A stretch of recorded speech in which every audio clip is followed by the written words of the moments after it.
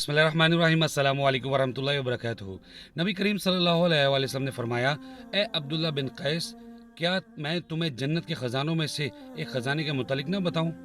तो साहबी ने कहा, या रसूलल्लाह, ज़रूर बताइए। तो आप सल्लल्लाहु अलैहि वसल्लम ने फरमाया, तुम ये पढ़ा करो, ला हौला वला कुव्वता इल्ला बिल्लाह। गुनाह से बचने की हिम्मत है न नेकी करने की ताकत, मगर अल्लाह ही की तौफीक से।